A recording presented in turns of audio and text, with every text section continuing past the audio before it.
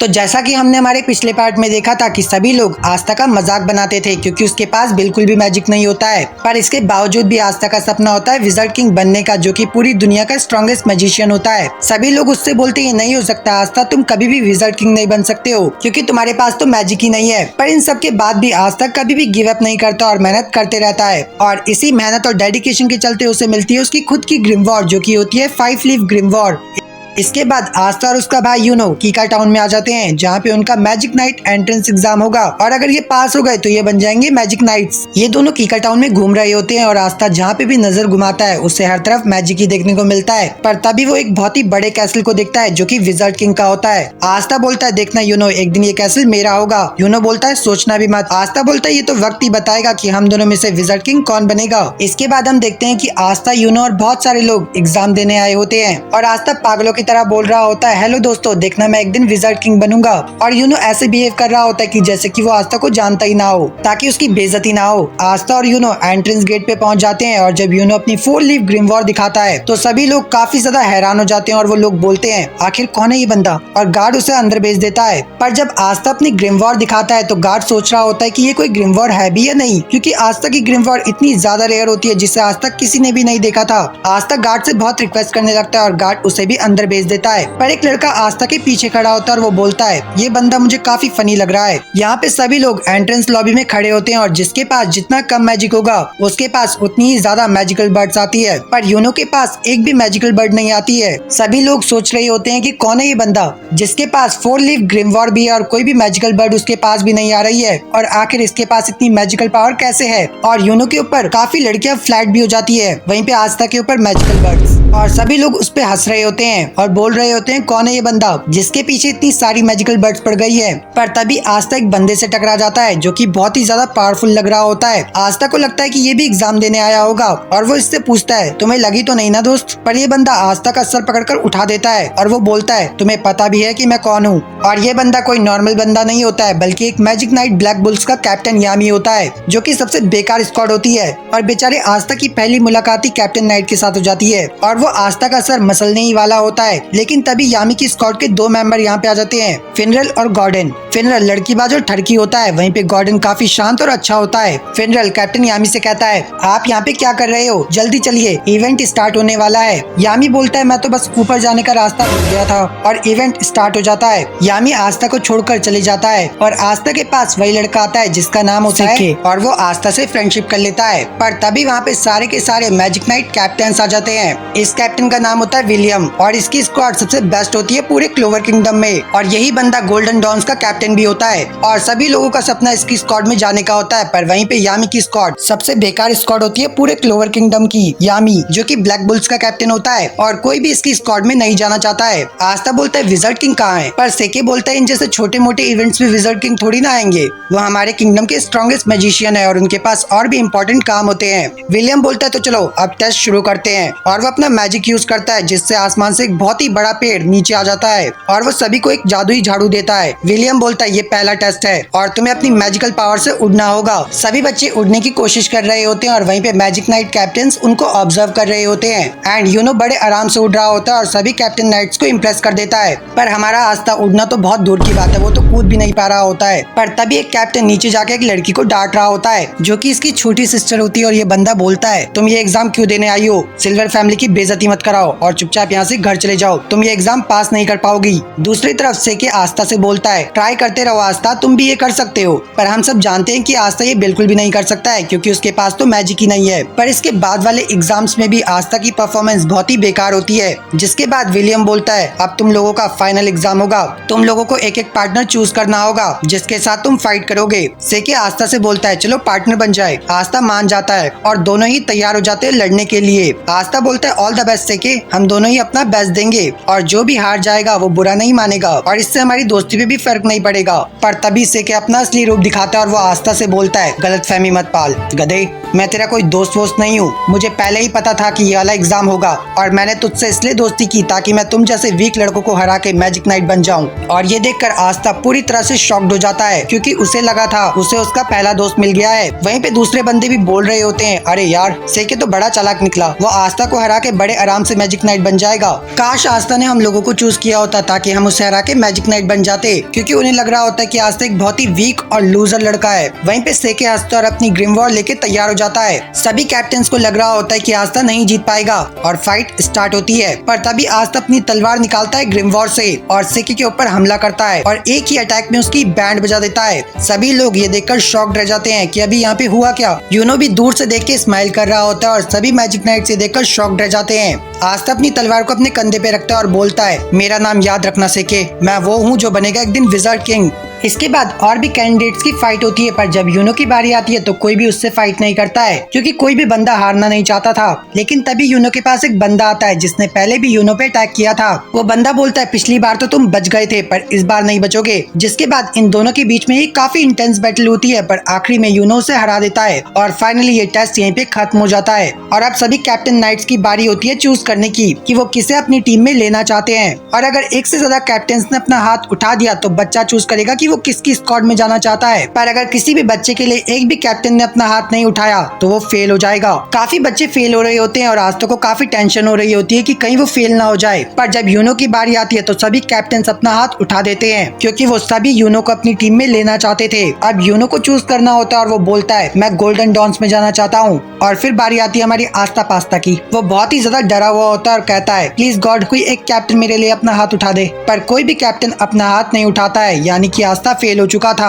आस्था बहुत ही दुखी हो जाता है और वो जाने ही वाला होता है, पर तभी यामी खड़ा होता है और बोलता है, तुम्हें पता है बच्चे तुम फेल क्यों हुए? क्योंकि तुम्हारे पास मैजिक भी नहीं है और तुम बहुत ही ज्यादा वीक हो, तो तुम सोच भी कैसे सकते हो कि तुम मैजिक नाइट बन पाओगे। इसके बाद यामी अपनी मैजिकल पावर रिलीज करता है और ये इतनी ज्यादा पावरफुल होती है कि आसपास की जमीन हिलने लगती है और वो नीचे कूदता है और आस्था के पास आता है और बोलता है, मैंने सुना है कि तुम विजार्ड किंग बनना चाहते हो, पर विजार्ड किंग बनने के लिए तुम्हें मुझे और उन 8 मैजिक नाइट कैप्टन्स को हराना होगा। और तुम्हें क्या लगता है कि तुम हम कैप्टन्स को कभी हरा भी पाओगे? आस्था बोलता है, मैं जानता हूँ कि मैं बहुत ही वीक हूँ और ना ही मेरे पास मैजिक है, पर इससे मुझे फर्क नहीं पड़ता कि मैं कितना वीक हूँ। मुझे फर्क नहीं पड़ता कि आप कैप्टन्स कितने स्ट्रॉन्ग है, पर अगर विजार्ड किंग बनने के लिए मुझे आप सबको हराना पड़ा तो मैं आप सबको हराऊंगा और एक दिन बनूंगा विजार्ड किंग। जिसे सुन के यामी जोर जोर से हंसने लगता है और वो बोलता है, तुम मुझे पसंद आए बच्चे, मैं तुम्हें अपनी स्क्वाड में लूंगा और तुमसे बहुत मेहनत करवाऊंगा ताकि तुम बन पाओ विजार्ड किंग। आस्था बहुत ही ज्यादा खुश हो जाता है कि पहली बार उसके सपने पे किसी ने भरोसा किया है। पर आस्था का पेट खराब हो जाता है और वो वॉशरूम जाता है, पर तभी वहाँ पे सेके आ जाता है जो कि आस्था से अपनी हार का बदला लेने आया था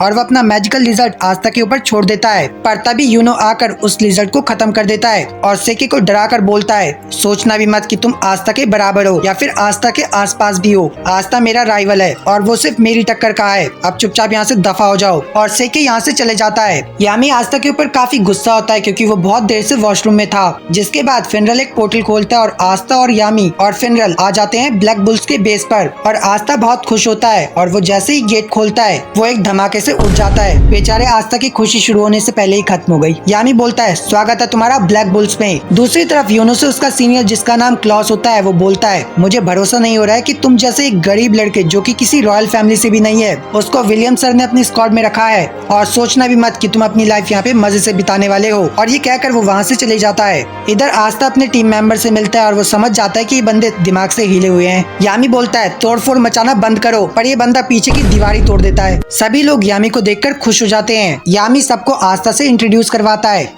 आस्था बोलता है, मेरा नाम आस्था और मैं हेज विलेज से आया हूँ। सभी लोग ये सुनकर हैरान हो जाते हैं कि आस्था इतने छोटे से विलेज से आया है और गरीब भी है, पर इसके बावजूद भी उसने मैजिक नाइट एंट्रेंस एग्जाम पास कर लिया है। फिनरल आस्था को सभी से इंट्रोड्यूस करवाता है। तो इस बंदी का नाम होता है वेनिसा और ये एक नंबर की पियक्कड़ होती है और वो आस्था के पास आके कहती है, तो तुम्हारा नाम आस्था है, तुम्हें कोई गर्लफ्रेंड चाहिए क्या? और बेचारा आस्था शर्मा जाता है और मना कर देता है क्योंकि भाई ने तो अपना दिल पहले ही किसी और को दे रखा है। पर वेनिसा आस्था के सामने ही उल्टी कर देती है क्योंकि उसने कुछ ज्यादा ही पी ली थी। फिर फिनरल आस्था को लक से मिलवाता है जिसे फाइट करना बहुत पसंद होता है और वो आस्था से पूछता है, फाइट करोगे मेरे साथ? पर तभी आस्था के पास एक बंदा आता है और वो बोलता है, ये है मेरी बहन मारी, इससे दूर रहना वरना मैं तुझे मार डालूंगा। आस्था बोलता है अबे गधे, मैं तो इसे जानता भी नहीं हूँ कि ये लड़की कौन है। जिसके बाद आस्था बाकी के मेंबर से भी मिलता है। यामी बोलता है जिसको भी आस्था का टेस्ट लेना है फटाफट ले लो। तभी मैग्मा बोलता है ठीक है मैं लूंगा आस्था का टेस्ट, ये देखने के लिए कि तुम ब्लैक बुल्स में रहने लायक भी हो या नहीं, क्योंकि मुझे नहीं लगता कि तुम जैसा लड़का जो कि रॉयल फैमिली से भी नहीं है, जो कि एक गांव से आया है, वो डिजर्व भी करता है मैजिक नाइट बनना।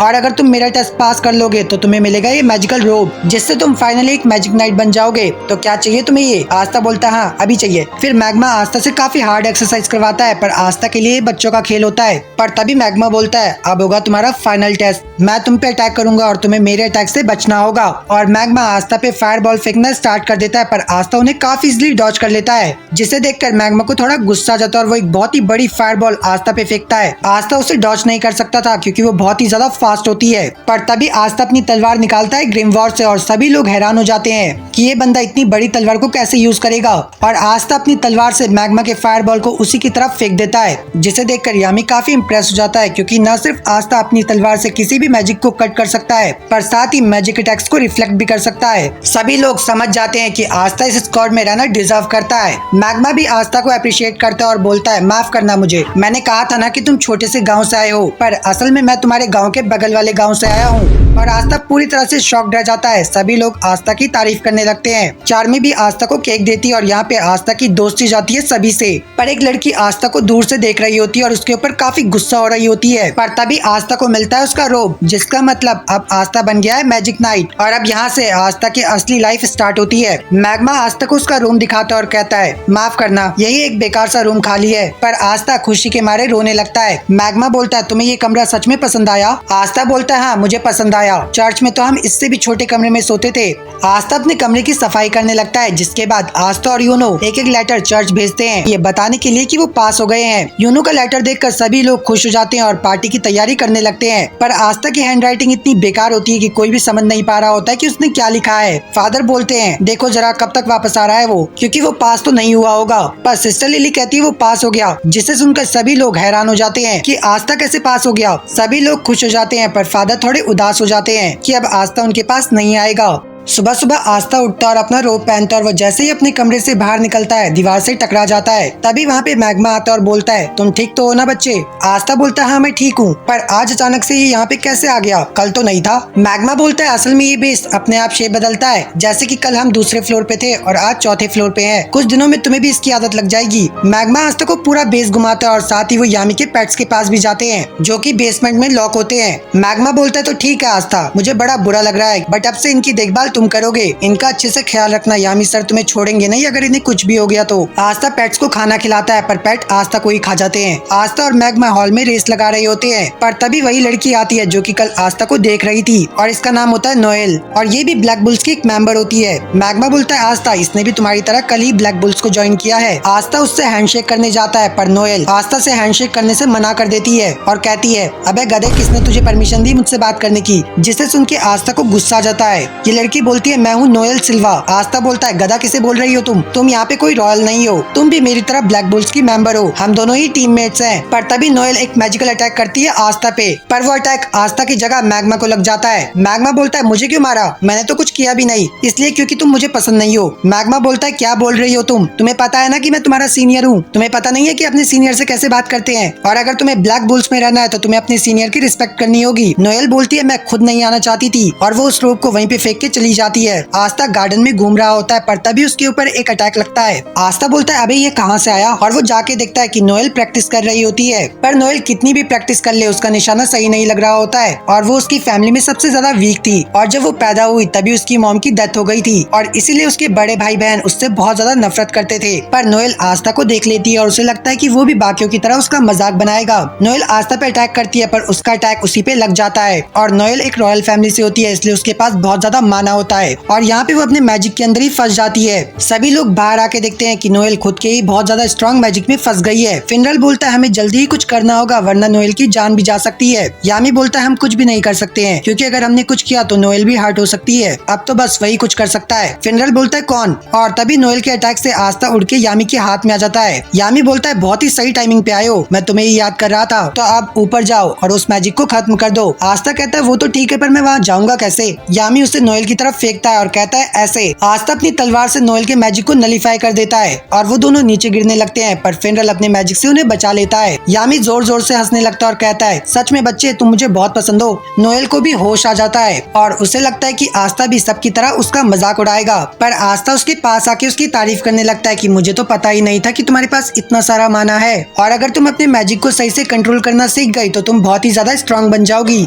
सभी लोग उसकी तारीफ करने लगते हैं और कहते हैं चिंता मत करो, हम लोग हमेशा तुम्हारे साथ हैं। और नोएल को भी पता चल जाता है कि उसको उसकी रियल फैमिली अब जाके मिली है। आस्था नोएल की तरफ दोबारा से हाथ बढ़ाता है और इस बार नोएल उसका हाथ पकड़ के खड़ी हो जाती है और नोएल को आस्था थोड़ा सा पसंद आने लगता है। दूसरी तरफ यूनो का सीनियर उसे बिल्कुल भी पसंद नहीं करता है और उसके साथ बहुत ही बुरा बिहेव कर रहा होता है। तो गाइस जैसे जैसे इसके पार्ट आएंगे तुम्हें इस एनिमे में और भी ज्यादा मजा आने लगेगा, और जैसे ही इस वीडियो पे 10 कमेंट्स कंप्लीट होते हैं मैं नेक्स्ट पार्ट अपलोड कर दूंगा।